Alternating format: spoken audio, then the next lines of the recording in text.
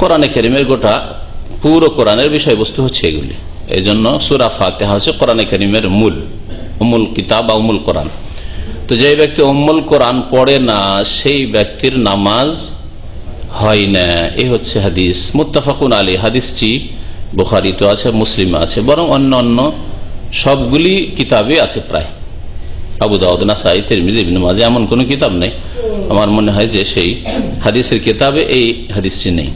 ওয়াফি রিওয়ায়াতুল ইবনে হিব্বান, ইমাম ইবনে হিব্বানের একটি বর্ণনা রয়েছে আর দারাকুতনির আরেকটি বর্ণনা রয়েছে, লা তুজজি সলাতুন, কোন নামাজ যথেষ্ট হয় না। আজজা ইউজি মানে কোন রকম চলার মতো হওয়া, চলার মতো হওয়া। তাহলে নামাজ চলার মতো হয় না মানে অচল হয় না, এই শব্দ দ্বারা প্রমাণিত হয়। কার? লা ইউকরা ফিহা, যেই নামাজে পড়া হয় না বে ফাতিহাতুল কিতাব, ফাতিহাতুল কিতাব। সূরা ফাতিহার আরেকটি নাম হচ্ছে ফাতিহাতুল কিতাব, মানে কিতাবের শুরু, কোরআনে কারীমের শুরু, আরম্ভ। আর আল ফাতিহা সূরা, এই সূরার নাম হচ্ছে আল ফাতিহা। তো সূরা ফাতিহা যেই সালাতে পাঠ করা হয় না সেই নামাজ যথেষ্ট হয় না, মানে চলার মতো হয় না, কমপক্ষে যে কবুল হবে তাও হয় না। এই হাদিসটা এই জন্য নিয়ে আসা হয়েছে যে কেউ কেউ লা সালাতা মানে কামিল নামাজ হয় না, এই তাবিল করার চেষ্টা করেছে। পূর্ণাঙ্গ নামাজ হয় না, অসম্পূর্ণ হয়ে যায়, হয় কিন্তু অসম্পূর্ণ হয়। এই কথা যেহেতু ব্যাখ্যা করা বা অপব্যাখ্যা করার চেষ্টা করেছে, সেই জন্য এই হাদিস দ্বারা স্পষ্ট হয় যে এই ব্যাখ্যা ঠিক নাই। চলার মতো নামাজ হয় না। আজজা ইউজি মানে কেফায়াত করা, কমপক্ষে যেটা বলা হয় যথেষ্ট হওয়া, যথেষ্ট হয় না যে নামাজে সূরা ফাতিহা পাঠ হয় না। অফি উখরালি আহমদ, মুসনাদ আহমদের আর একটি রিওয়ায়াতে রয়েছে, আবু দাউদে আছে, তিরমিজিতে আছে, ইবনে হিব্বানে আছে।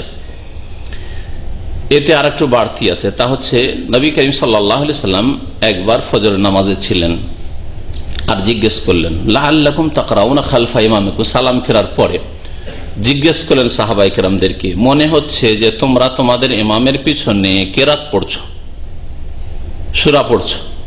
লাআল্লাকুম তাকরাউনা খালফা ইমামিকুম, পেছনে যদি লোকজন কোন সূরা পড়ে, আর সাহাবায়ে কেরামের আমল ছিল আস্তে আস্তে পড়লেও এক একটা শব্দ মাঝে মাঝে প্রকাশ পেত। এটা সাহাবায়ে কেরামদের আমল, এর উপর আমল আছে সৌদি আরবে। যোহর আসরের নামাজে দেখবেন মাঝে মধ্যে ইমাম বা আশেপাশের লোক যারা সূরা পড়ছে, আলহামদুলিল্লাহ রাব্বিল আলামিন, আওয়াজ পাচ্ছেন না? এরকম মালিক ইয়াউমিদ্দিন, জেহরি কেরাত নাই, কিন্তু আস্তে কেরাতে কোন কোন শব্দ প্রকাশ পাওয়া, এর মাধ্যমে বোঝা যায় যে পাশের লোকটা কিছু পড়ছে। তো নবী করিম সাল্লাল্লাহু আলাইহি সাল্লাম টের পেলেন যে পিছনের লোকেরা কেরাত করছে, সূরা ফাতিহাও পড়ছিল, আরো কিছু সূরাও পড়ছিল তারা। কুলনা, সাহাবারা বলছেন, আমরা বললাম না, হ্যাঁ আমরা তো পড়ি আপনার পিছনে পিছনে, আমরা আপনার পিছনে পিছনে সূরা পড়ি। কালা, তখন নবী সাল্লাল্লাহু আলাইহি ওয়াসাল্লাম বললেন, লা তাফআলু ইল্লা বিফাতিহাতিল কিতাব, তোমরা করবে না এরকম একমাত্র সূরা ফাতিহা ছাড়া, সূরা ফাতিহা ছাড়া অন্য কোন সূরা মোটে ইমামের পিছনে পড়বে না, লা তাফআলু, করবে না।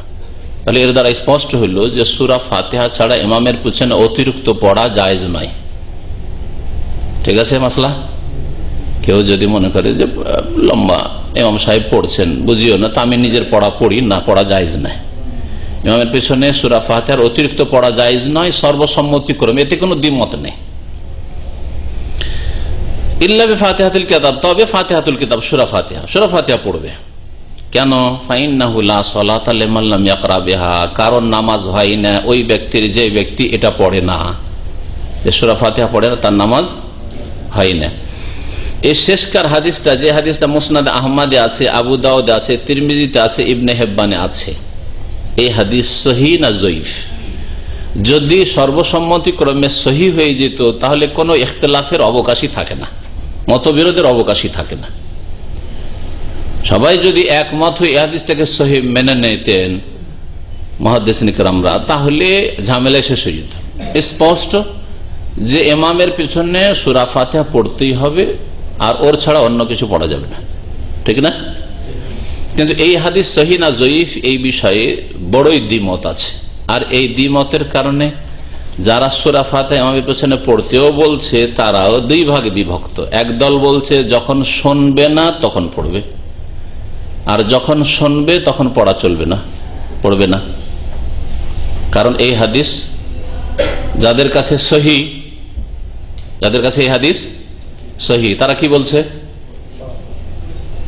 ইমাম জোরে পড়ুক আর আস্তে পড়ুক, কি করতে হবে? সূরা ফাতিহা পড়তে হবে। সূরা ফাতিহার বেশি পড়া যাবে না জোরে পড়লে। আর যারা বলছে এই হাদিস সহি নয়, এই হাদিসে দোষ আছে, একদল বলছেন, তাহলে এই হাদিস সাব্যস্ত হলো না। তখন তারা বলছে যে যখন ইমামের পিছনে আছে আর ইমামের তেলাওয়াত শুনছি, আর শোনা ওয়াজিব, ওয়াইজা কুরিয়াল কোরআন ফানসিতু, যখন কোরআন তেলাওয়াত হবে তখন শোনো। আর হাদিস রয়েছে ওয়াইজা কারা ফানসিতু, যখন ইমাম পাঠ করবে তখন শোনো, এটা আছে মুসলিমের হাদিস। তাহলে তাদের মতে তখন তারা বলছে এই হাদিস জয়ীফ, সুতরাং আমাদের কাছে এটা সাব্যস্ত হলো না। হ্যাঁ, আর কোরআন পড়লে শুনতে হবে, সুতরাং যখন ইমাম সাহেব পড়বে আর শুনতে পাচ্ছি তখন পড়া চলবে না। তাহলে জেহরি কেরাত উচ্চ স্বরে যখন ইমাম সাহেব কেরাত করছেন, আর 17 রাকাতের মধ্যে কত রাকাতে? সেটা মাত্র 6 রাকাতে। মাগরিবের 2, হ্যাঁ, এশার 2 আর ফজরের 2, এই 6 রাকাতে শুধু জোরে কেরাত হয়। এই 6 রাকাতে জোরে কেরাত যখন হচ্ছে, সুতরাং শুনতে হবে, শোনার আয়াত আর হাদিসের আমল করতে হবে। আর এই হাদিস যেহেতু আমাদের কাছে জয়ীফ, সুতরাং জেহরি কেরাতে শুনবেন, পড়বেন না, শুনে নেওয়াটাই কেরাতের বিকল্প তাদের কাছে। স্পষ্ট বুঝতে পারছেন? আচ্ছা, বাকি কত রাকাত থাকে 17-এর মধ্যে? 11 রাকাত। 11 রাকাতে শুনছেন কিছু কি? জোহরের 4, আসরের 4, মাগরিবের 1, 9 হইল, আর এশার 2, কত হইল? 11। এই 11 রাকাতে কিছু শুনছেন? শোনেন না। তাহলে লা সালাতা লিমান লাম ইয়াকরা বিফাতিহাতিল কিতাব, যারা সূরা ফাতিহা পড়েও না, শুনলো না, তাদের নামাজ হবে কি? নিঃসন্দেহ হবে না। ভালো করে শুনে রাখেন। তাহলে কমের পক্ষে এতটুকু হেদায়েত হয়ে আসেন, আর এতটুকু কোরআন হাদিস মানতে প্রস্তুত হন, মযহাবী গোড়ামি বাদ দিয়ে যে যখন শুনছি না তখন অবশ্যই পড়তে হবে, কারণ নামাজ হয় না। আর নিজের নামাজকে এই ঝুঁকিতে, রিস্কে রাখবেন না। কিয়ামতের দিনে এমনটা না হয় যে নামাজ পড়ে গেলেন মাশাআল্লাহ, কিন্তু এক ওয়াক্ত নামাজ কবুল হয়নি, কারণ সূরা ফাতিহা পড়েননি, আপনি রুকুন ছেড়ে দিয়েছেন।